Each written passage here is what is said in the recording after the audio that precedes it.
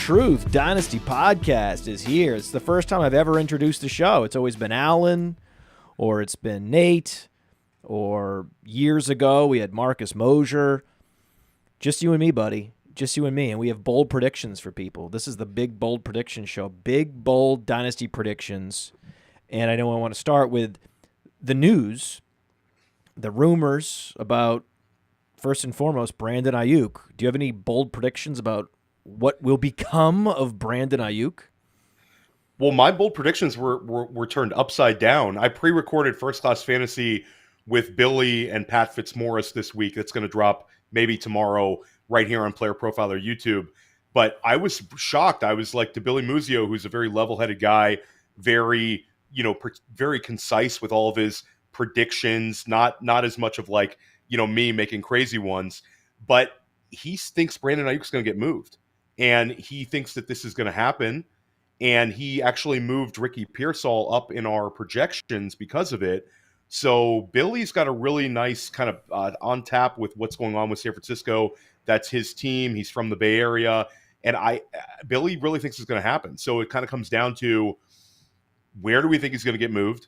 And could they just come to terms like last minute, which I still think is a possibility. And one really interesting thing with Brandon Aiyuk is this is a guy that's been hyper efficient. He had 28 catches over 20 yards last year. That was second in the NFL behind Tyreek Hill and CeeDee Lamb. And he did it on only 105 targets. 80% of his catches went for first downs last year. And it's sort of what could Brandon Aiyuk do with 145 targets, even in sort of a poor offense, is something to kind of get excited about. So I think it's a massive game changer. There's some teams where we would quickly have to adjust the guys that we're currently projected to be the wide receiver one there. There's the teams kind of in play would be Washington, New England. There's some strong rumors that the Pittsburgh Steelers, Matt, are going to make a move for Brandon Aiyuk. So I'm not 100% it's going to happen, but I think it's probably 50-50. Wow.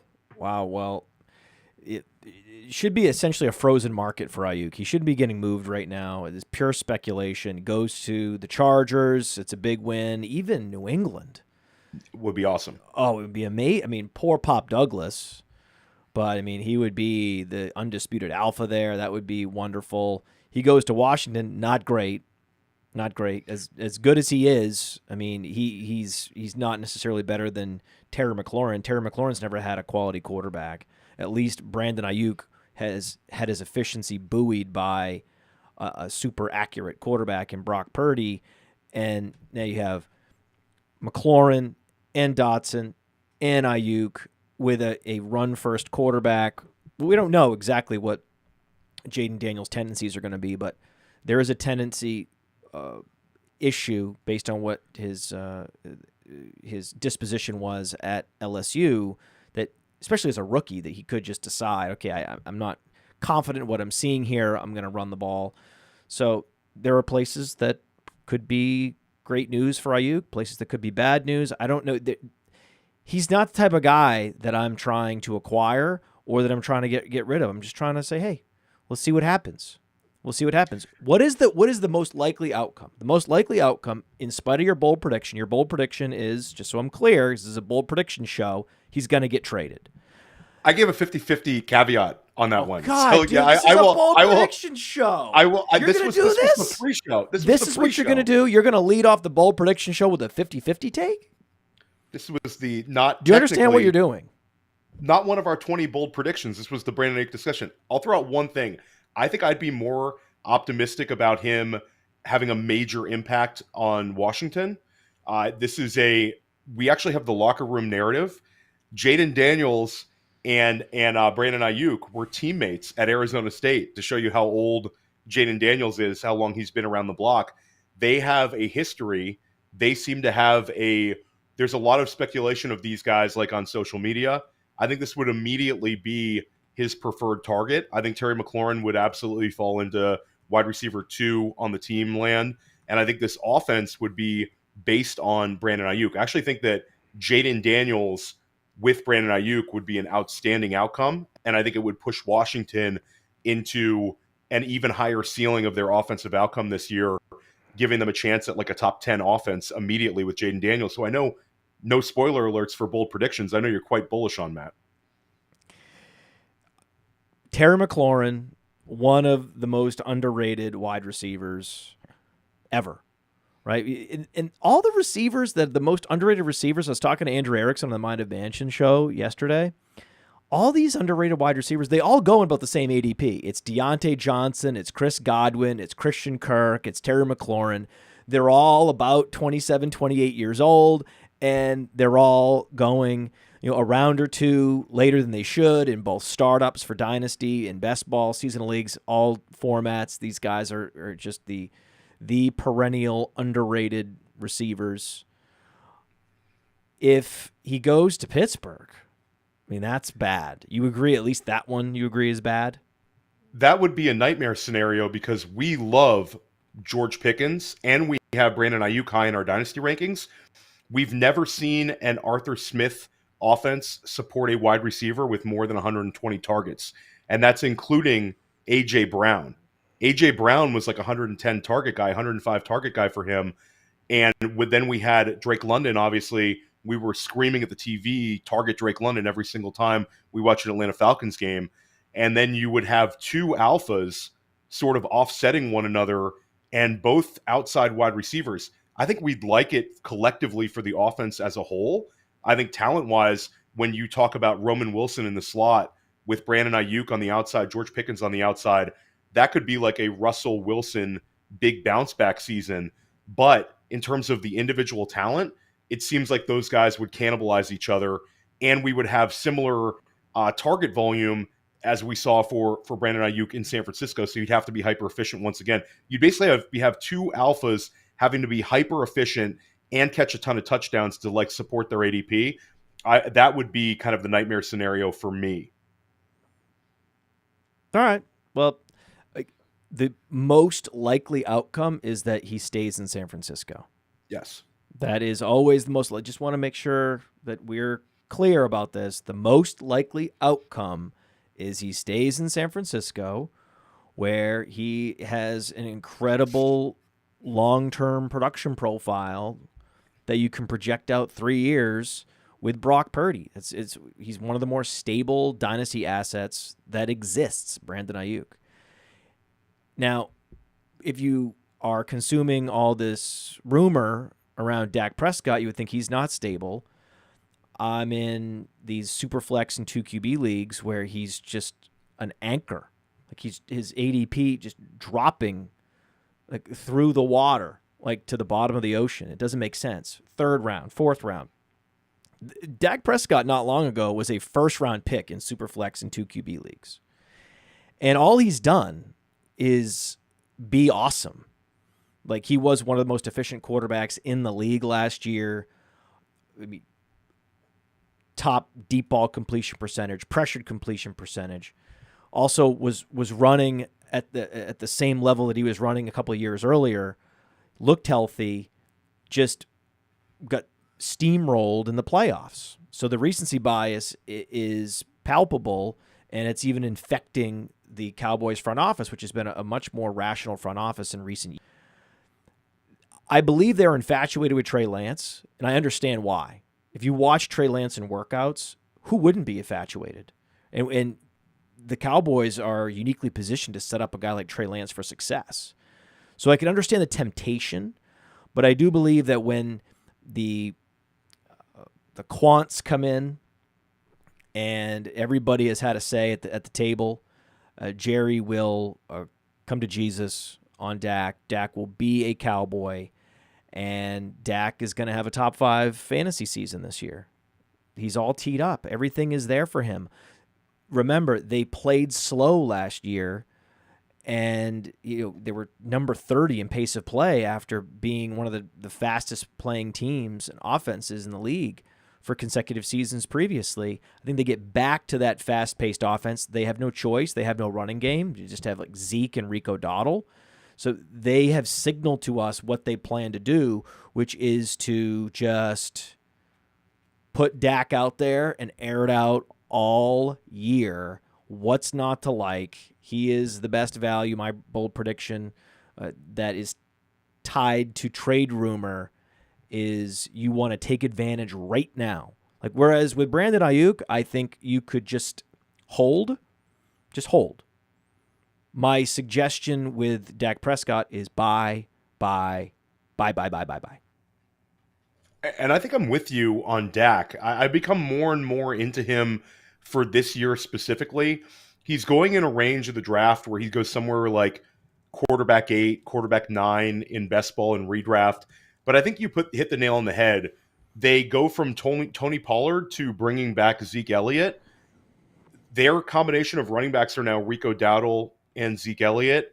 I mean, it could be not bad, but it's certainly not a running back that we want to elevate in our rankings or we think is going to do something incredible this year. I think there's also a chance that Dak could have a more efficient season as a runner based on touchdowns inside the 5-yard line. But you nailed it. They're going to have to pass the ball a ton. Post bye week last year, where Dak played as QB1 overall level football and CeeDee Lamb had his ascent towards this ridiculous season, it seemed like they really embraced the passing game, using Dak Prescott as much as possible. And this year, I think even if they want to do things differently, if they're going to win in that division, it's going to have to be on the shoulders of Dak Prescott. And he's going to play well enough that they're going to get boxed out from being able to get a quarterback in the draft, or there's a potential, downgrade just to have somebody fresh and new in there. So I'm not sure if Dak Prescott is going to finish his career as a Dallas Cowboy, but I do feel very strongly that he'll be a Dallas Cowboy in 2025, 2026, and we're going to have a window of Dak. So dynasty managers, I think you can embrace Dak Prescott right now at a discount. You're basically getting him around the 2-3 turn in some superflex leagues as a major discount. You could start out a dynasty startup with one of the elite wide receivers. You could even start out with CeeDee Lamb, take a younger quarterback like a Jayden Daniels, and move up and get yourself in position to take Dak on a small move up, because he's right there at like the 2-3 turn in every single startup. Yes. You could set it like clockwork. FFPC startups, it happens every single time. Yes, it's too easy, man. It's too easy. I just it's hard to find a better situation to buy a quarterback than right now. Even the NFC East is the most under the radar shootout division, because look at their running games. Look at the running games. There's one good running back in this entire division. It's Saquon Barkley. You got Devin Singletary in New York. They're going to have to throw, right? Daniel Jones is going to be dropping back a lot, right? And Washington's offense, what if they could get Brandon Aiyuk, right? Washington's offense taking a huge step forward. So it's perfect. It's just the perfect scenario where every aspect of Dak Prescott, both his own profile and his team profile and situation, is underappreciated in fantasy circles right now. But the beauty is the guy's just turned 30 years old. He's got many years ahead of him, another 5 years ahead of him for dynasty purposes. This is a quarterback to build around, but he's never listed as one of those quarterbacks to build around in dynasty. He absolutely is. Jayden Daniels, though. You mentioned Jayden Daniels. Jayden Daniels in the second round in Superflex, you think that's something you would do? I have done it a few times, and I feel really strongly about it. It's sort of my own personal rankings versus the rankings we have at Player Profiler. I might be a little bit more aggressive sometimes in dynasty startups to get a little bit younger and embrace the upside. I think there's certainly an argument that I should take guys like Kyler Murray and even guys like Jordan Love ahead of Jayden Daniels in a startup, but I can't help myself. I think Jayden Daniels is just going to set the NFL on fire with his scrambling ability, and I believe in his fit in a Cliff Kingsbury-led offense, and I believe in the vibes with Washington right now. I think that there's been nothing but positivity with the way that he handles himself as a professional. All of the receivers, all of the beat reporters seem to be very impressed with him, and I don't think it's just like player speak trying to talk up their teammate. I think it's really, this franchise has been screaming for a guy like this ever since they lost, RG3, and then they had the brief Kirk Cousins run there, before he became a Viking. This is like their Lamar Jackson. They've seen down I-95 in Baltimore for years. 45 minutes away from FedEx Field is Baltimore. And Lamar Jackson, what an impact he had on that city, that franchise, and that offense. And now they have this quarterback that they can do some things stylistically the same way. I think it's sort of I have to bet on this sort of situation, and I have to be an optimist with a player like Jayden Daniels. So think about Jayden Daniels' upside. Jayden Daniels' upside is going to be achieved this year. I think by the month of December, my bold prediction is that Jayden Daniels will be a top 5 dynasty quarterback.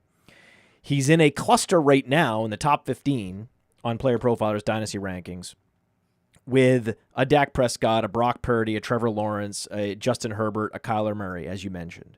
Right? That's that tier. Well, if he's the top of that tier, he's already QB9. And then all he has to do is overcome Anthony Richardson, and they have similar skill sets, and he has better weapons. Joe Burrow, right? Joe Burrow is a stable option. He's not going to go up much, but he's not going to go down much either. Jayden Daniels, exceeds all expectations, and if he is surging, he could just blow past Joe Burrow. Caleb Williams also has upside. Caleb Williams could also surge if he exceeds expectations as a rookie. But I think it's actually an easier projection to take the guy that's going to rely more on rushing ability to have a great rookie year than it is for Caleb Williams. So let's say that he ekes his way past Caleb Williams. Now, to break into the top 5, all he needs to do is have a season that's equivalent or slightly less than Lamar Jackson. Lamar Jackson going to be 28 years old.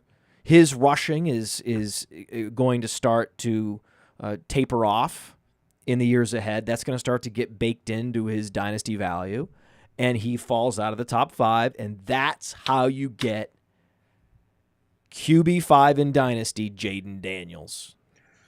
Yeah, and I don't think this is not like way out there. I think that he's going to be close to that level. I think that it's really going to be an eye of the beholder thing where he could be the 5th quarterback in Dynasty, but I think it's going to be a little bit more of a tier because I think people are very, very positive about Stroud, certainly from last year. I don't see him having too much of a fall off. And even if we see sort of a slight decline in the numbers for Josh Allen, Jalen Hurts, they're so locked in. But I think it's really your takeaway is Jayden Daniels is going to be considered a locked in elite asset in Dynasty.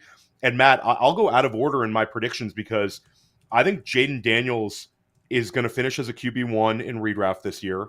And I think he'll be joined by Caleb Williams. I think both of these guys, when our world famous draft kit drops and my cheat sheet comes out with my rankings, both of these guys are going to be inside of the top 11 at the QB position for this year.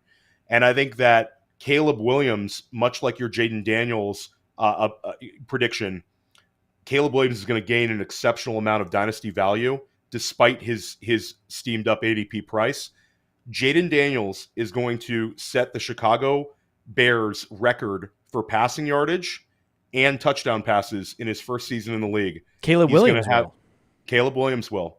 So Caleb Williams, much like your Jayden Daniels prediction, both of these players are going to steam up. And this prediction is 4,000 passing yards, and he's got to hit 29 touchdown passes. He has the best set of wide receivers, arguably in the NFL in terms of talent, with DJ Moore, Keenan Allen, and Rome Odunze, and they're supported by players like Cole Kmet. And then at the running back position, I think they have 2 running backs who can really catch the ball in DeAndre Swift and Roschon Johnson. So if they can keep Caleb Williams upright, I think he's going to challenge for that touchdown record as a rookie. And then you add in a little bit of rushing upside, not to the extent of a Jayden Daniels or a Lamar Jackson, but I think he'll rush for somewhere around 500 yards, 450 yards as a rookie. I think he's going to be the real deal, and I think he's going to put up a top. In my rankings, I'll have him, quarterback 10. But I think in terms of what I think his ceiling is, would be a top 6 season this year in redraft. So I think Caleb Williams sets the record. and it will join Jayden Daniels as an elite dynasty asset. Well, we are all in on the top 2 quarterbacks. Jayden Daniels also, as mentioned in the chat, thank you to Joanna, he is number 5. His number. His number at LSU, his number in Washington, it's number 5. He's number 5, so it just makes sense. Jayden Daniels, QB5. This is JD5. This is what we need. And I'm going to give you my next bold prediction after this. This episode is brought to you by PlayerProfiler, the Dynasty Deluxe package. The rankings are the best in the industry. It includes strategy mode where you can say, hey, change the rankings to be win now. Oh, change the rankings to be productive struggle. There's also a draft planner to help to strategize where you should take players because the draft planner also includes ADP. There's a trade finder where we look up on My Fantasy League and we see trades that are done, including a particular player. Then there's a trade analyzer where you can plug in draft picks, players, and we assign a lifetime value to draft picks out 5 years. The best thing about our trade analyzer, it can't be gamed with volume. And there's mock draft data to see right now what's the market for player X versus player Y, including in the fall when very few mock drafts are happening. And our Dynasty guide, the Dynasty Dominator, would cost you $10 on Amazon, but you get it for free with Dynasty Deluxe, and you get our rookie guide for free, a $25 value. So you get all of that for $45. I mean, it's a great deal. The next bold prediction is ready. I have it holstered at this moment. By December 1st, not December 5th, not December 25th, Merry Christmas. By December 1st, Christian McCaffrey will no longer be a top 10 dynasty back. You are predicting an injury, Matt? Or you are predicting a less efficiency? I'm predicting everything. I'm predicting that he will likely get injured, especially if they try to have any. It's a catch-22 with Christian McCaffrey, in that if you give him the touches he needs to get the touchdowns and all the production, because the reception total came way down last year. Did you notice that? Yes. He lost almost 20 receptions year to year. And they made up for it with rushing and with touchdowns. But in your late 20s as a 200-pound running back, that is not sustainable in any way.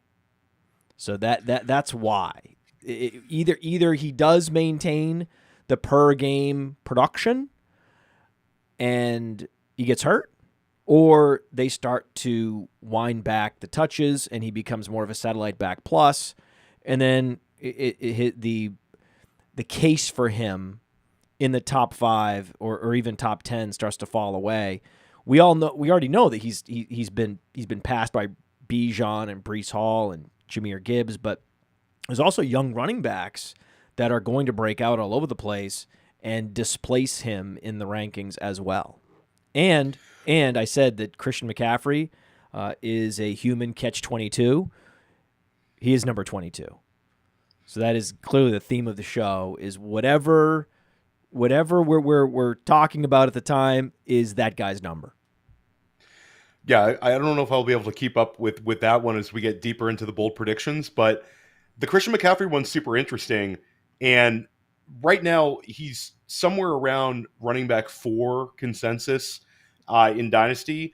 But when you have a player who's 28 years old, a slight regression is amplified at the running back position. Absolutely, it's even more amplified. So yeah, I think it's also we talked about the Brandon Aiyuk situation.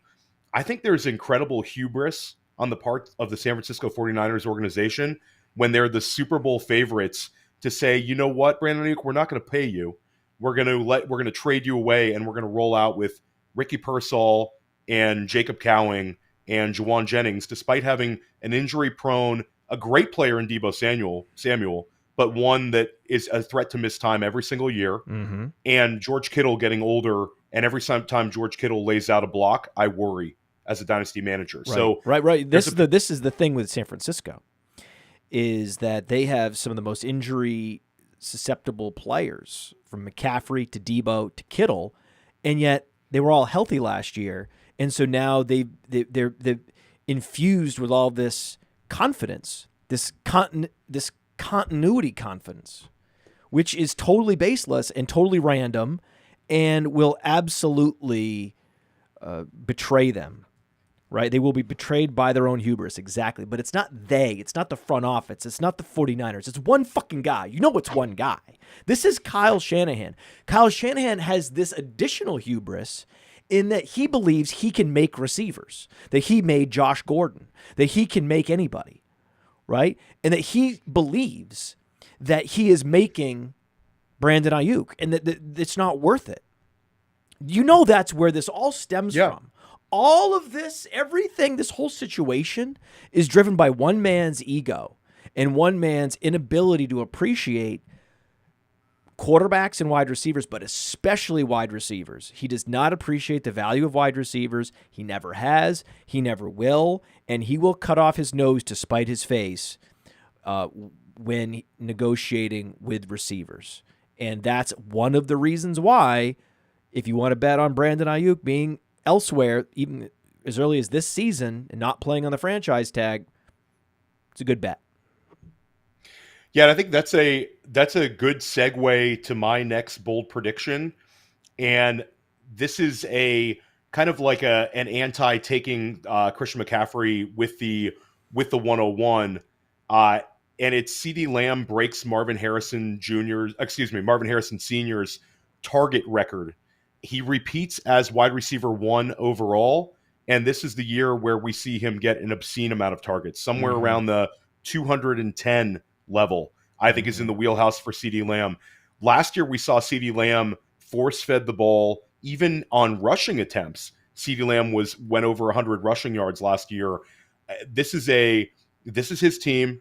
This is his Michael Thomas season, where the team is going to be singularly focused on getting him the ball every single week. CeeDee Lamb is my 101 this year, and I tried to find ways to elevate other guys. I try to go through it and maybe push up a Bijan or push up one of these like Jamar Chase types, but I just can't do it. It's CeeDee Lamb. I think he's a very easy bet this year. They use him inside in the slot continually. They find beneficial matchups for him continually, and I think this year they're going to force feed him the ball like we've never seen. 215 targets, ceiling somewhere in that 205 to 210 range. CeeDee Lamb should be the 101 this year in redraft. Damn you, because you saw I was the first, right? I was the first out of the chute. I laid out my bold predictions on the show sheet, and one of my bold predictions, again, damn you, was Jamar Chase overtakes CeeDee Lamb as the consensus wide receiver 1. So now I can't say that, and because I agree with you.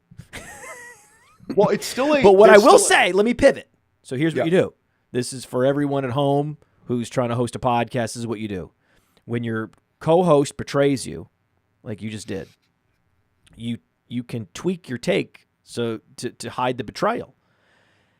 When you have CeeDee Lamb going historic, this is going to be a breakout career year for Jamar Chase, a breakout career year for Amon-Ra St. Brown, a breakout career year for Garrett Wilson, for Chris Olave, for Jaylen Waddle. There are going to be more 20-point-per-game wide receivers in fantasy this year than there ever has been. That's my bold prediction. I love it. And I think we should look a little bit more at the Jamar Chase prediction that you're making. And I think this is a strong one. One of the biggest indicators for the finishing wide receiver 1, besides Justin Jefferson's season, was the percentage of slot snaps that these players play. And Jamar Chase this year, there's a lot of rumors that they're going to use him in the slot a ton more than in previous seasons. He's never had more than 25.8% slot rate. This is a guy who might uncreative. When you have T. Higgins, it gives you so much flexibility to be creative and put him in motion and get him running out of the slot from motion. It just shows a lack of creativity. And you also have the Tyler Boyd is gone and being replaced with Andre Yoshivas and Jermaine Burton, 2 next-level speed threats on the outside. Neither one projects like a slot. So using Jamar Chase in the slot is probably going to be their most effective package when they're trying to move the ball. You also have the question marks at receiver in the backfield. So stylistically, I think this is going to be a wide receiver centric offense.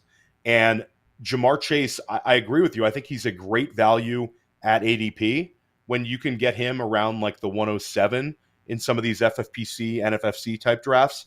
It's almost a no-brainer because his ceiling is extremely high this year. I just don't think he's going to quite get to that level of Lamb. But hey, 20 points per game is 20 points per game. Last year we had 3 total 20-point per game scorers last year.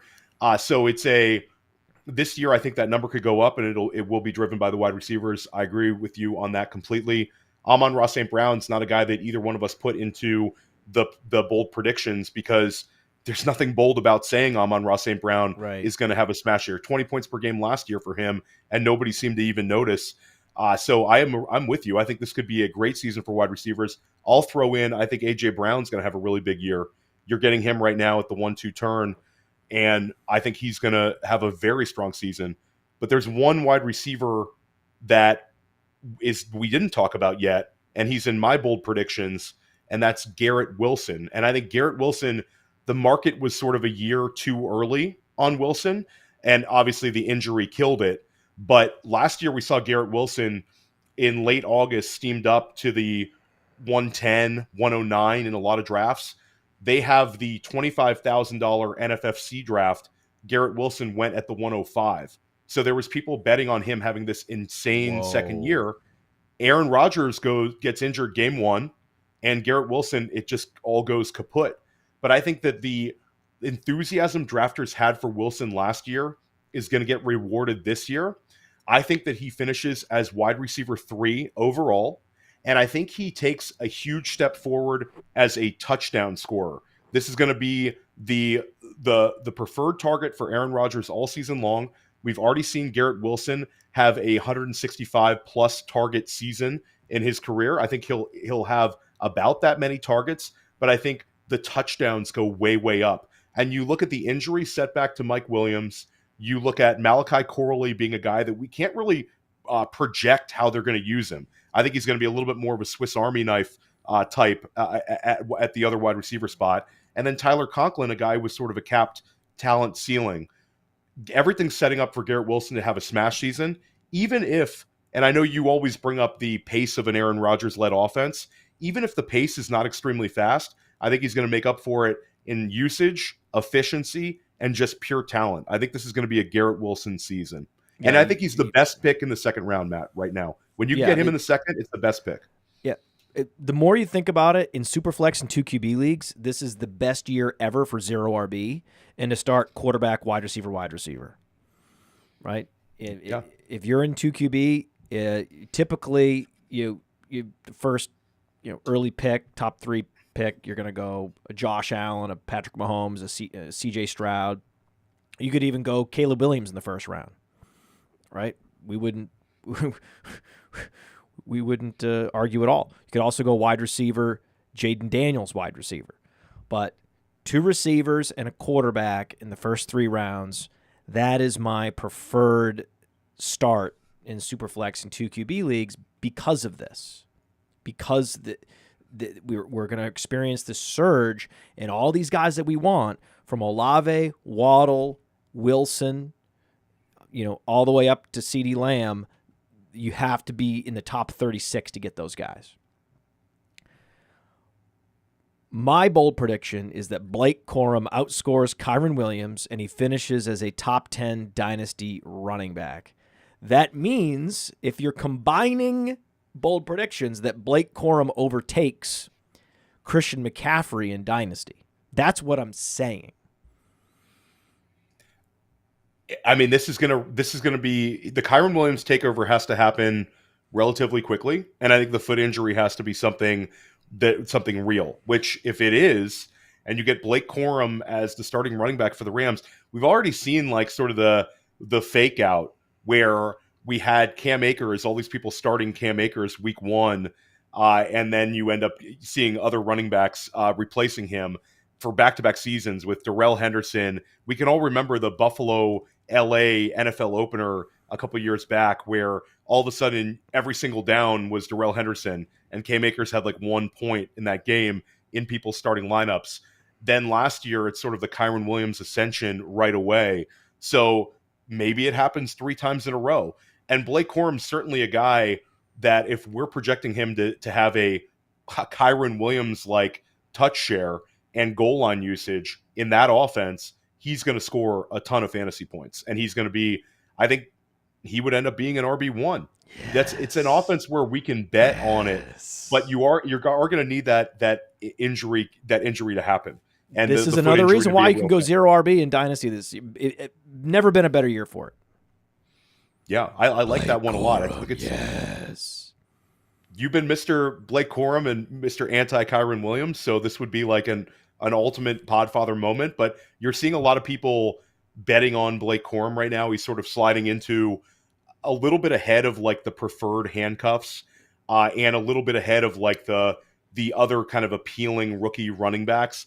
It's a big top 2, obviously with Jonathan Brooks and Trey Benson, but you're seeing Blake Corum as RB3, despite the appeal of guys like Jaylen Wright, guys like Marshawn Lloyd. You're seeing that happening more and more.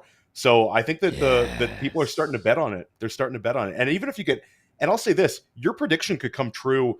Let's say Kyren Williams completely breaks down, and this is another cautionary tale. Let's say day 3. Let's say he breaks down completely by like week 8. Well, you say it as if that's a hypothetical. Let's say in a highly unlikely world, alternate reality. No, when, Theo, when? Yeah, I'll say when he breaks down. Let's say it's week 8, and let's say it was somewhat of a split with people saying this guy Blake Corum's way more efficient. Week 8, we see a full-on switch.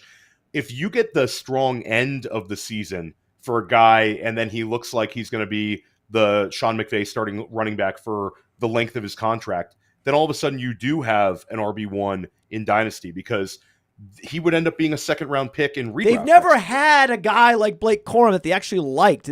They've gone from Darrell Henderson to Cam Akers to total knucklehead, and now Kyren Williams, which is this satellite back that they've played out of position as a stopgap solution. Sean McVay has gone how long since Todd Gurley? Like they've wanted a Todd Gurley prototype.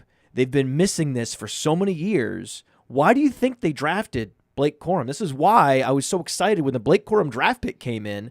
I still remember you and I were sitting there at the desk, at the fantasy desk in Michigan when the pick came in. I could see the future. The pick came in this moment, like everything clicked into place. It was like time slowed down. I went out and I figured out everything. The whole career projection came to me, and then the record player started back up at normal speed again. And for the last couple months, I've been living in this weird world where I seem to know something that other people don't know, that it's the Blake Corum show in Los Angeles. There's still some people on Kyren Williams, but I think there's more and more people coming to your side of the table. I know Billy Muzio has Kyren Williams projected to finish as like RB15. So Billy's a very level-headed guy with his projections. If he's RB15, then this already means he's a busted ADP. So I think there's more. Nelson Sousa came on press coverage, and we talked about Kyren Williams as a guy that he wants no part of this year. One of his fades on his fades list he shared with the Player Profiler audience. So there's a lot of like sharp people on your same side of the fence now, but there's still Kyren Williams people out there. And the problem is it's sort of the allure of the falling ADP, Matt, where people will pass on Kyren, be very strong with it. I'm passing on Kyren. I'm passing on Kyren in the second round. I'm passing on Kyren in the early third round. But then you get down to like the early fourth, late third, where he probably should have been going from the beginning based on his profile. And people are going to be like, you know what, I'll take a chance right here. And that could be really, really hurtful if he does break down. That's a value trap. Value trap. Value trap. That is a value trap. The name for that concept, that phenomenon, is a value trap. Those people have been trapped by ADP value. Well, there you go. Value trap. And I'll segue because you went with a rookie running back prediction, and I have one as well. And my prediction is Marshawn Lloyd outscores Josh Jacobs this year. Marshawn Lloyd is a massive hit at ADP. Josh Jacobs is a bust at ADP. And I think that we're going to start seeing people be a little bit more cautious about running backs on new teams because of this.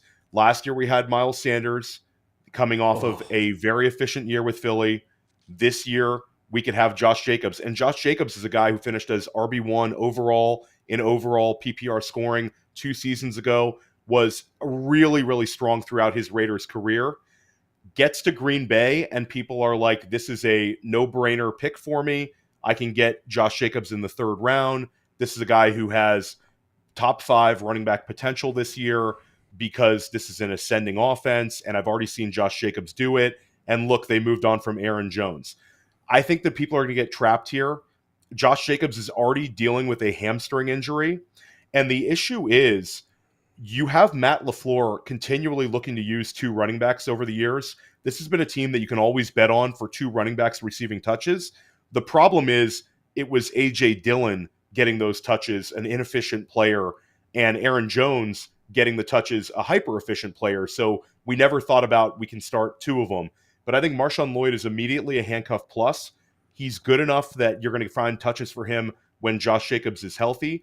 But now you've got a guy on a new team who's had a lot of volume throughout his career, who got injured to end last season, already dealing with a hamstring injury, and the team's downplaying it, but you're not going to be able to kind of put Marshawn Lloyd back in the box. This is not your classic satellite back that you want to work in.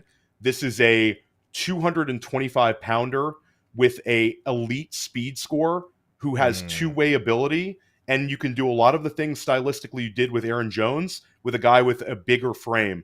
I think Marshawn Lloyd next year will be a top 30 pick in redraft. He'll be the starting running back for Green Bay.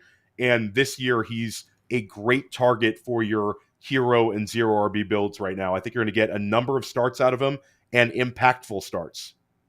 Okay. I love that. I love that so much. So, okay, we have figured out what the Dynasty running back rankings are going to be in the month of December. It'll be Blake Corum, RB10. It'll be Christian McCaffrey, RB11. Do you know who RB12 is going to be in December? Lay it on me. Roschon Johnson. Lay it out there, Matt, because people are you're getting the heat from last week. Last week there's some people getting the heat, and now you are back with Roschon. He's a great player.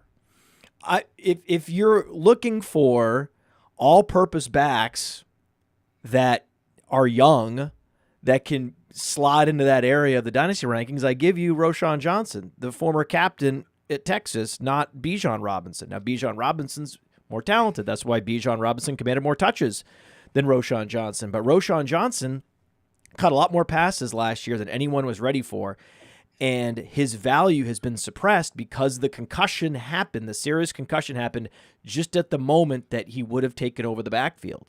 So his real upside has been completely camouflaged. He was a complete and utter beast at the Senior Bowl. Everyone that follows the Texas Longhorns program, Roschon is a beast. I saw the whole front office celebrate when they got Roschon Johnson in the 4th round. Now he's been fully acclimated to the league. He is... Did he catch more passes last year than DeAndre Swift? Yes. Roschon had a quiet receiving season. Yeah. But he did have games where he had multiple games where he had north of 4 receptions, and it just sort of kept happening. And last week, I think that it's a like-for-like player with DeAndre Swift. And we did talk about how when you keep playing this new team roulette at the running back position, this is DeAndre Swift's 3rd team in 3 seasons. That's sort of the contingent play for Roschon. And again, the price is really good for him because he's running back 61 on Underdog. So Mhm. it costs you nothing. Like compared to like people making bets on guys like Zach Charbonnet, making bets on guys like Kendre Miller, those guys cost you a lot. Whereas Roschon's pretty free in Dynasty startups. So you're not gonna have to use anything more than like a 16th rounder in like an FFPC league.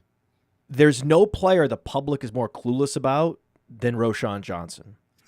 There are only a handful, a very small handful of running backs. And now that Braylon Allen is on the Jets, Breece Hall is not one of those running backs. Breece Hall is not capable of an 80% snap share. The Jets view him as a satellite back plus player. They view him more like Jahmyr Gibbs than Bijan Robinson. So you have a Bijan Robinson, you've got a Christian McCaffrey, who I believe has achieved an 80% snap share. He should not be getting an 80% snap share. We've already talked about how that's negligent. Like that's just a complete and total misuse of a valuable resource to be, running him between the tackles like San Francisco likes to do. But he has a history of an 80% snap share, so you got to put him on the list. There are precious few running backs that have the size and the skills as pass blockers, receivers, and between the tackles runners and short yardage runners to command an 80% snap share in any scenario. Roschon is one of those rare players that is the best at all of those things already. The one thing he's not the best at are outside runs. Still, at this point, if you're going to do an outside run and you want a guy to cut back and give you some explosive play, DeAndre Swift. Give it to DeAndre Swift for that. DeAndre Swift should be the slasher back in Chicago, and that's fine. But the guy who, if DeAndre Swift is the Tevin Coleman, then Roschon should be the Devontae Freeman. If we go back to the days when Devontae Freeman was the RB1 in fantasy and the Falcons were supporting two fantasy-relevant running backs. This offense is also one of the best offenses. And just look at skill position players, player to player, from the receiving core. Now, one of the best quarterback prospects we've seen, Cole Kmet, and this significant investment in the offensive line that the team has been endeavoring on the last couple of years. It's all lining up. It's all lining up. You want offensive line, you want quarterback, you want red zone visits, you want an all-purpose skill set, you want the size to be able to hold up, you want trust from coaches and leadership in the locker room to be able to have that kind of role. There are just so precious few running backs that have that it factor in the locker room, that have the physical traits and tools, that are in the right offense. And he happens to be in the center of that Venn diagram, and nobody knows. This is a Podfather flag plant times 100. So guys keep notes on this one. I mean, I think Roschon, you can make him easily part of your draft plan, and if Matt's wrong, it costs you nothing. Nothing. And I've had some very strong positions that I've taken over the years. That Chris Godwin was a great player, right, when he hadn't done anything, right? So I have a history of finding players that have not done a goddamn thing and putting that stake as far to the ground as possible. And this may be the greatest of all. The rise of Roschon is going to lead to so much joy at this company this year that I'm already tingling thinking about it. This is definitely one that is a player profiler brand player. Cody Carpentier, a huge fan of Roschon Johnson throughout the evaluation process. You as well. It's bold. It's bold, Matt. But again, we believe in the ascension of the offense, and don't ever underestimate receiving ability. If a running back can catch the ball, their floor is elevated.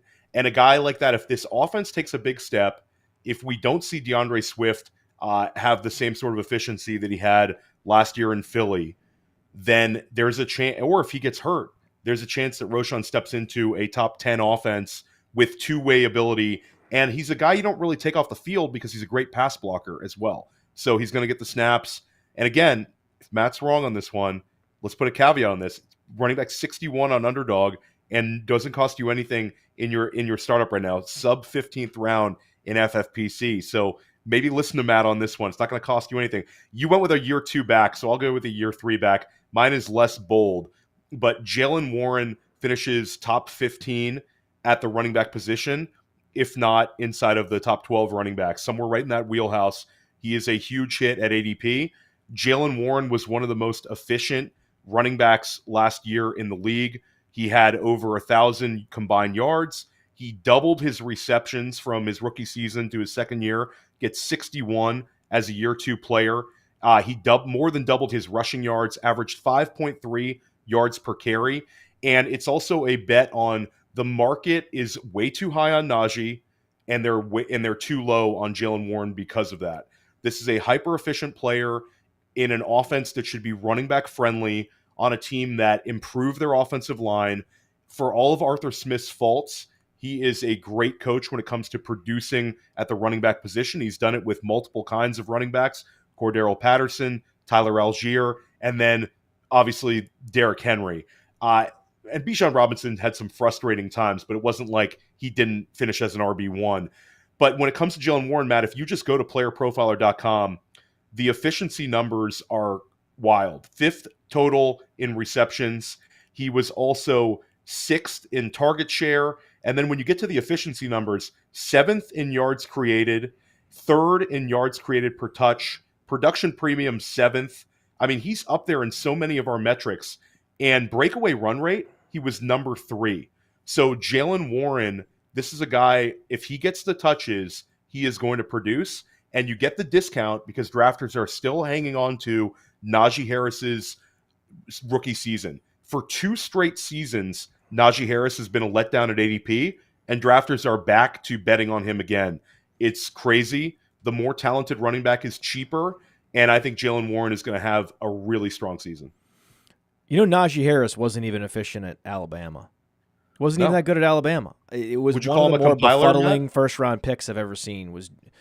I mean, he didn't have even a fraction of the upside at the NFL level as a guy like Travis Etienne. The fact they were both drafted in the first round, I thought was shocking. Like maybe you could make a case for Etienne, but we'll never see that again. A Najee Harris prototype running back in the first round. What a joke. So, assuming Brandon Aiyuk does not go to Pittsburgh, we'll stay in Pittsburgh. George Pickens becomes a top 10 dynasty wide receiver. He did the thing that people asked him to do last year, was to command more targets, and he did that. He doesn't have any target competition whatsoever there. I know that Roman Wilson is the starting slot receiver. That's great news. Roman Wilson's perfect for that. Calvin Austin, perfect for the outside field stretcher role, a stretch Z role. There's no other volume wide receivers on this team.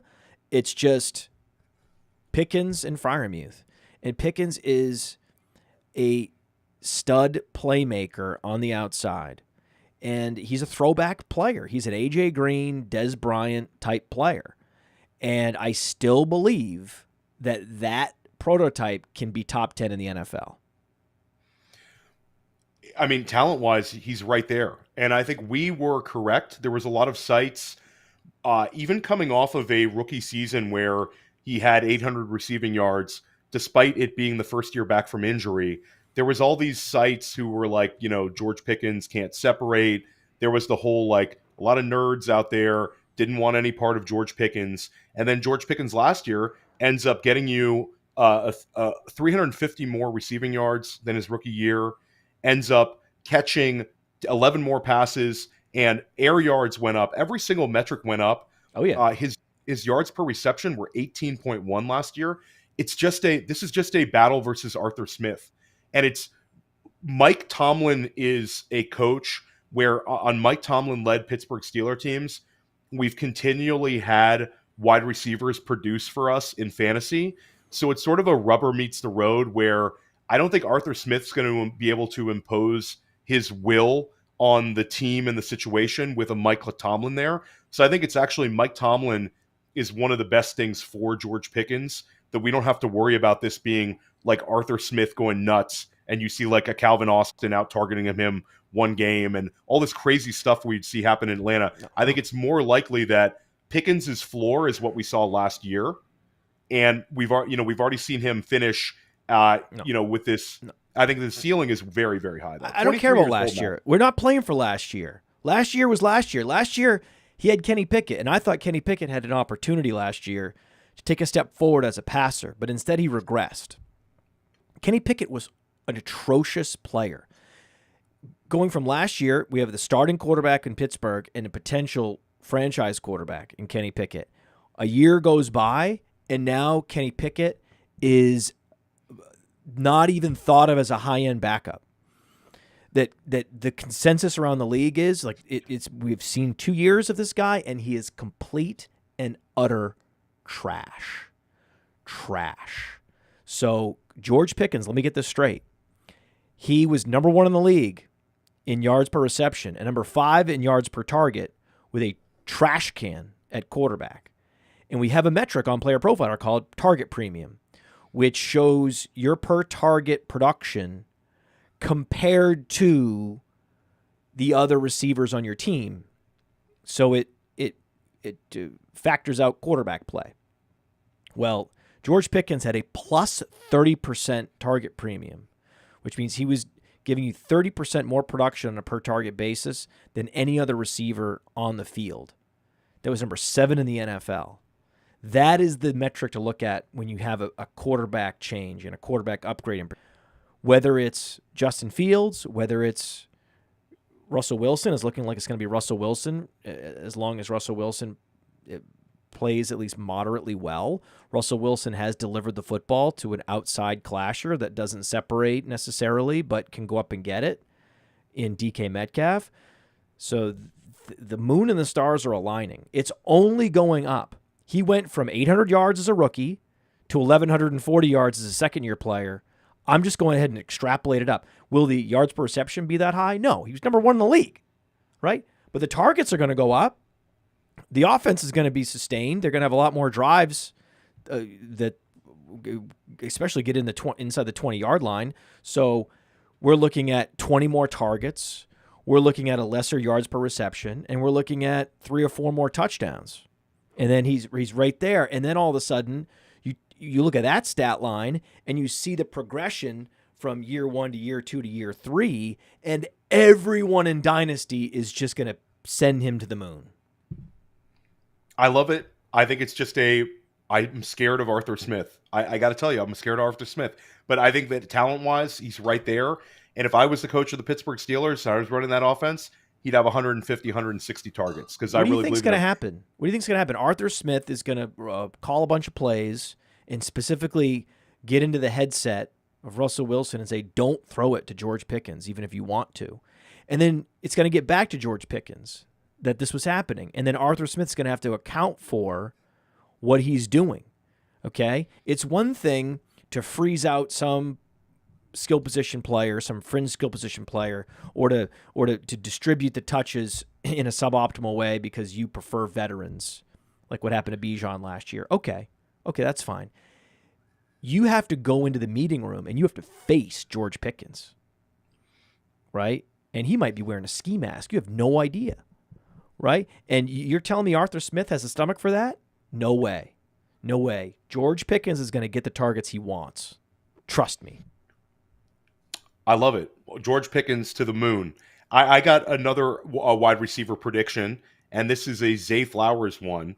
And Zay Flowers, this is one where I see a couple people in fantasy football starting to fade Zay Flowers at his current ADP. Don't. There's a whole camp of saying that, Mark Andrews is going to make it so Zay is way less usable than he was down the stretch last year.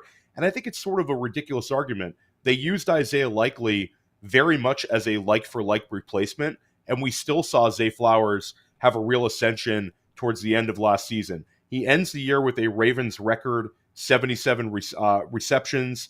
That was a rookie record. Ends the season with a rookie record for Ravens receiving yards. And this is a player that I think profiles to be a high target earner. Last year, we saw Lamar Jackson's pass attempts go way up in year 1 of Todd Monken in Baltimore. I think that this year he takes it a step further. Zay Flowers breaks the record for Baltimore Ravens wide receivers attached to Lamar Jackson. The record is Hollywood Brown had a 95 catch season. I think Zay Flowers goes over that. I think he gets right around 100 catches this year. I think he doesn't set the Ravens record. He's not going to catch Derek Mason, but he will have the most we've ever seen from a Lamar Jackson wideout. And I think if you want to take this to best ball for a second, right now, everybody either correlates or stacks Lamar Jackson with Zay Flowers or Mark Andrews. I think that the win rates for Zay Flowers, Lamar Jackson teams are going to be higher than Lamar Jackson, Mark Andrews teams. I think Zay's the real deal. We've been bullish on him at Player Profiler from the go. Other sites were ranking Quentin Johnston ahead of him. We had Zay continually high up the rankings. This is a guy that is going to have a really long, really strong NFL career, and I think this year he takes a major step forward. My predictions are based on Brandon Aiyuk not going to particular teams.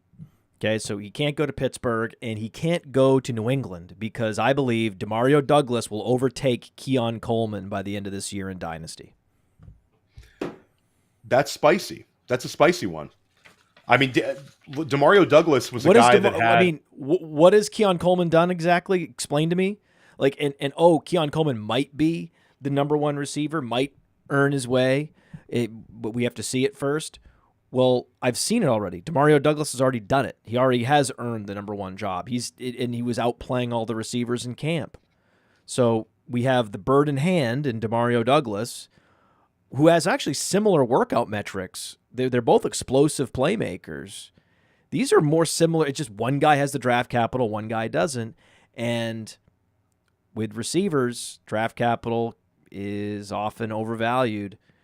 Draft capital can really buoy running backs for years, like a Najee Harris. Less so with wide receivers. Either they can play or they can't.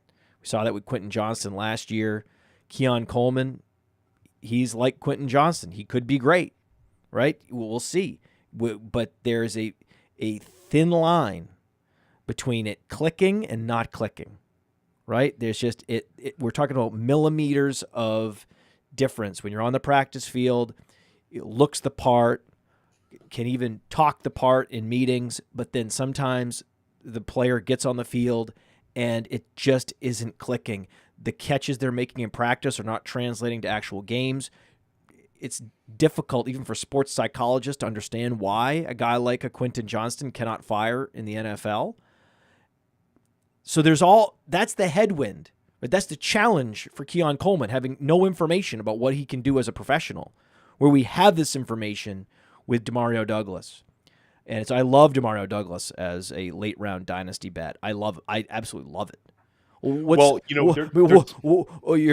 He has to outplay Jaylen Polk, right? If he does, right, the current dynasty ADP suggests he won't, right? Or even Javon Baker. If he outproduces both of these guys significantly, Pop Douglas's ADP will pop. So the Pop Douglas one, a couple of metrics he hit last year are ones we really like to see, especially for our slot wide receivers of his size. He had a 24.8% target share as a rookie. He had a 56.5% slot share. So he's in the slot and he's a target earner. And I don't think it's necessarily an anti-Jaylen Polk and Javon Baker argument. Both of those guys can play with Pop Douglas. Both of those guys can be outside wide receivers, Pop in the slot. So stylistically, it works. And there was nothing but I've followed, because of the Drake May situation, I'm continually reading what the New England beat reporters are saying. And universally, it was Pop Douglas was really strong at mandatory mini camps, really strong at OTAs, was the standout leader at the wide receiver position. So he's super interesting. He's a guy that I wrote about for about 10 weeks in our waiver wire article at Player Profiler because he was always available. But last year, he gave you 5 weeks of wide receiver 3 or better. And this was a guy, of course, was a late day 3 pick. So that's a win right there. I think Pop Douglas is a little bit under the radar. I know Dan Williamson is a big fan of his. Dan, I believe he talked about this with you on my Mansion or on Stack Hunters with Bradley, I heard Dan talking about Demario Douglas as a guy that he's really betting on as well. So I think Pop Douglas is a high floor guy. He somewhat limited by the ceiling of the offense, but the guys he's competing with for targets, there's no reason to think that he doesn't have a puncher's chance to lead New England in targets this year. They said that about Tank Dell. They said that Tank Dell is an exciting guy. He could earn a starting role, but he's going to be capped by a rookie quarterback and the lack of upside in that Houston offense. Do we want to talk about the Keon Coleman one or just move on? So that isn't even a concern of mine. My hope is that Drake May exceeds expectations. This could be this was always supposed to be a great quarterback class. So it's very much in the realm of possibility that all three of the top three quarterbacks drafted, May, Williams, Daniels, they're all great. It's very possible. We've been hearing how great they are for years. So just let them go out there and be great. Well, there you go. Keon Coleman one. What is the prediction? Is Keon Coleman is worth less than Demario Douglas, or was this a Keon Coleman has to drop in order, and Demario Douglas has to rise, and they will be two ships passing in the night. That profile, that late first, early second profile, you know, has been just devastating. It has been devastating. Going back to Jordan Matthews. I mean, do you know how many people I can name every year, right? Think about just receivers on Carolina, right, that have that profile, whether it be Terrace Marshall, whether it be Jonathan Mingo. This profile has historically been so fraught and dangerous to bet on at the NFL level. I can drop names like Jaylen Strong. Like there's just Mingo so many of these guys that I've seen back through time. I just can't do it. I just can't fall for another Josh Doxson banana in the tailpipe. Yeah, I mean, you have the Jonathan Mingo from last year in a similar range. I do think that Coleman being attached to Josh Allen insulates him more in Dynasty and gives him a little bit more wiggle room to have like a slow start to his career. He's also young. But yeah, I get it. I mean, the way the NFL is going, it's fewer of these huge, big alpha, 215-pound, 6'3" guys. We look at last year, the guys who hit versus the guys who didn't. Quentin Johnston, bust. Zay Flowers and Jordan Addison both really, really hitting right in the similar range. Tank the smaller, lower BMI guys last year. I mean, this is the era that we're living in. My argument is that there is going to be exceptions. You have to be an A.J. Green level talent like a George Pickens, and you can still thrive in that role with that skill set and those physical traits. But, man, you're really having to navigate through a keyhole there, and Keon Coleman ain't it. I do think that there's an argument that, and I will say this, I have some Keon Coleman. He's not one where I had to walk away from every Dynasty rookie draft with Keon Coleman, but when he was presented to me at value, I clicked the button. I think one thing he's probably going to have a couple good weeks with Josh Allen, and then you can trade him. You can flip him. When you look at the other wide receivers on the team, I think that they have to use Keon Coleman. They don't have another big outside wide receiver. They don't have a guy who's even had that much success in fantasy. So I think if Keon Coleman, if they viewed him as a guy that they weren't planning on using extensively, then I think we would have seen them bring on another wide receiver. I think that's an argument. It's an organization that's made some strong decisions with the skill position players. The Stephon Diggs trade was a massive win for them. Gabe Davis as a 4th-round pick was a massive win for them. Khalil Shakir looks like a long-term NFL player. James Cook was a win for them. Like, they've made strong plays. I don't think that we'll say Keon Coleman one could go either way, Matt, but I like your Pop Douglas one a lot. Be careful. Fair enough. Be careful. I'll be a little careful. Be careful. What do you got? What do you got for us? Okay, so I said that we've had In 3 out of the last 4 seasons, we've had rookie wide receivers finish inside of the top 6 PPR scorers, with Puka Nacua last year, Jamar Chase, and Justin Jefferson, all giving us immediate wide receiver 1 finishes. The only year that was the exception to this was Garrett Wilson, where the quality of the offense simply couldn't support him at that level, Right. but he still won Offensive Rookie of the Year. This year, we will have 2 rookie wide receivers finish strongly inside of the top 12 scorers. We will have 2 wide receiver 1s that are rookies this year in Marvin Harrison Jr. and Malik Neighbors. This, I believe, would be the first time that's happened. The Jaylen Waddle, Jamar Chase year, Waddle finished just outside of wide receiver 1 land. I don't think we've had a year with 2 rookie wide receivers. Correct me if I'm wrong, chat, but 2 rookie wide receivers finishing inside of wide receiver 1, and both are going to do it, and both are going to do it easily. This is not going to be a coming down to the wire and Malik Neighbors catches a bunch of balls in week 18. This is going to be these guys spend the entire season in this range. I think Marvin Harrison Jr. is going to come right out of the gate, and I think Malik Neighbors is going to lead all rookie wide receivers in targets. Both are exceptional talents. That's reflected with where we have them in the overall Dynasty rankings at Player Profiler, and I think people are going to see it right away. Both of these guys should be wide receiver 1s in your Dynasty startups, and both of these guys are going to give you that immediate value. Rookies are hitting quicker and quicker, and rookies of this level are going to be leaned on like 10-year veterans. And what a cheat code for NFL teams, Matt. There's no better cheat code. I know you have a decision point with Anand Nanduri tomorrow, and you guys talk about contracts a lot, and the NFL as a whole. Besides having a quarterback on a rookie contract, there's arguably no better advantage than having your elite wide receiver on a rookie contract. Both of these guys are going to smash and do it for cheap.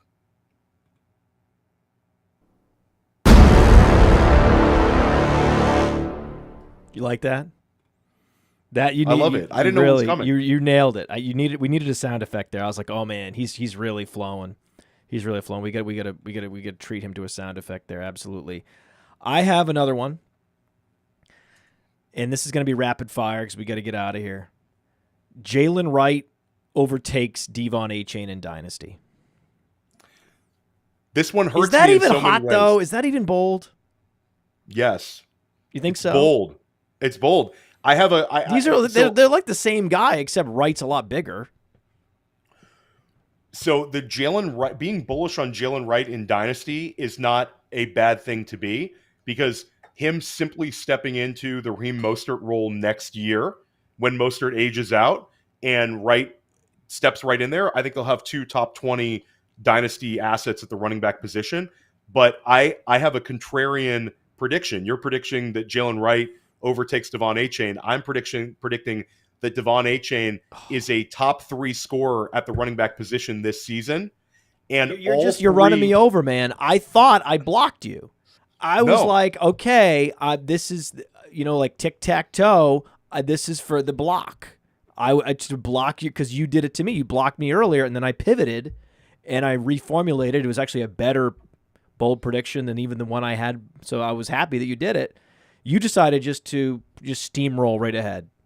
No, I'm backing yours because I think that Jaylen Wright is one of the best contingent bets you can make in your process, whether it's Dynasty or Redraft or Best Ball, because he has 2 outs. Devon Achane misses time, he steps right into that role.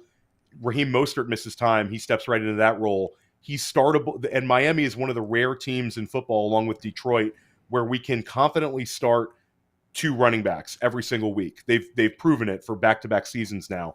But for me, it's a Devon Achane, despite his slight size, is an exceptional talent.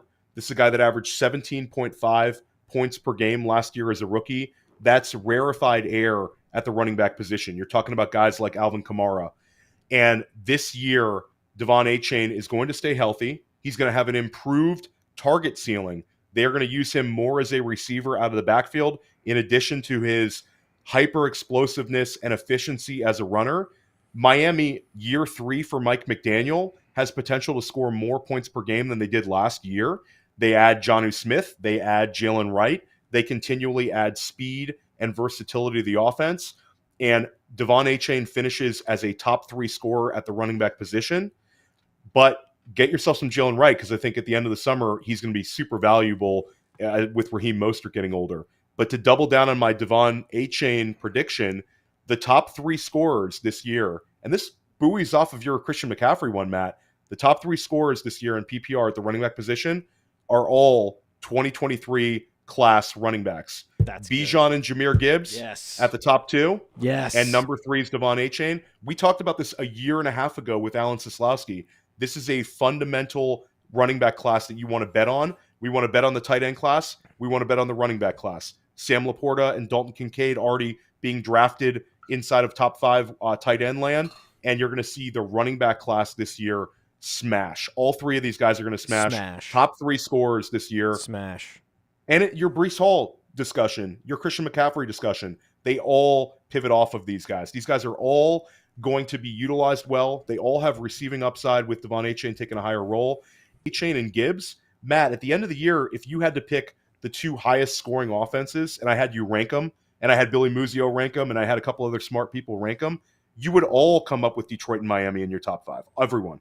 Oh, yeah. Oh, yeah. And Atlanta is where it's at. Bijan Robinson, RB1, man. 24 fantasy points a game. Every time you sit down and you think about what Bijan's capable of, your projection just goes up, up, up, up, up, up, up. Which leads me to Kyle Pitts. My final bold prediction is that Kyle Pitts will overtake Sam Laporta as the consensus Dynasty tight end 1. I don't think it's crazy. I think it's more of it's also you're doubling down as Kyle Pitts being the more valuable asset than Drake London, which right now you're getting a discount in Dynasty startups if you're betting on an Atlanta Falcon. My thing is this: Drake London has not yet done anything. I can't bet on all these receivers that have never done anything to do anything. I'm saying Garrett Wilson is the guy. Garrett Wilson hasn't done anything, and he will do a lot this year. He's going to go from nothing to everything this year. Not all the nothings are going to go to everything this year. It's not possible. And if there's one guy that I'm skeptical can reach the projections that the most Dynasty analysts have for him, it's Drake London. Because Bijan's a phenomenal receiver, and Kyle Pitts is super explosive.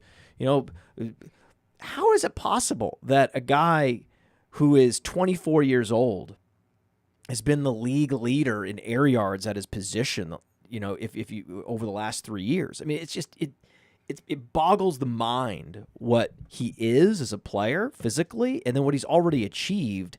And this is with the Desmond Ritters, where now this offense is going to take this huge leap forward. Could he get to 10 touchdowns? There's so many different things he can do, whereas there's nothing that Sam Laporta is ever going to be able to do in Detroit to be anything other than the second option. And that's the difference to me, is that Atlanta and Detroit are going to have similarly high-octane offenses. I think Kyle Pitts is actually better positioned to smash. Kyle Pitts is a lock to be the number 2 target in Atlanta. And the way they could use him downfield in this offense, I think, is a little bit underrated. The last time we saw him have a normal quarterback situation was aging almost out of there Matt Ryan, towards the tail end of the tail end of his Atlanta career. And we saw Kyle Pitts catch almost 70 passes and have over 1,000 receiving yards. He just didn't catch touchdowns that season. But if this offense takes a big step forward with Zach Robinson and the target tree is consolidated and you're getting Kyle Pitts, Matt, I think he's going to have more targets than Laporta. And I'm still bullish on Laporta. Laporta had 120 targets as a rookie, which is significant for a rookie tight end. But again, Laporta going from 120 to 130, I think would be a huge win for Laporta, just because of the stylistic offense. It's not one where we think they're going to pepper the tight end with targets. Whereas Kyle Pitts could have 145 targets if it all falls in place. So I think he's got a higher target ceiling, and he's a surefire bet to be one of the highest targeted tight ends in football this year. Oh, yeah. Do you have any more, or are we done? I have more. I'll throw one in there. Okay, you got to give us, okay, fire. take a look at your bold predictions. Give us your very best. I have Brock Bowers breaks the Raiders rookie record for touchdown catches and catches with 72 and 6. They were Amari Cooper records, wide receiver records. Brock Bowers is going to break both of them.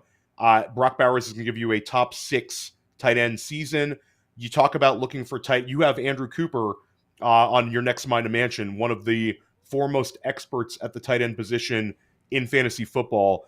And one thing that he always preaches is we're looking for guys who can finish top 2 targets on their team and have potential to lead their team in touchdown catches. Brock Bowers has both. This is a guy who's going to be used all over the field. We've been bullish on him at Player Profiler, and I think he delivers right away. Breaks the rookie record for touchdowns and catches. Hey, I want to take a moment to thank you for tuning in. It's important to me that all of our media be free. This is only possible because of you allowing a true independent sports media enterprise to thrive unlike any other in the business. So please subscribe to the All In Package to continue to make all of this possible, to ensure that all of our stats, information, data, content is available to you, especially you, the people that get the site and get the show.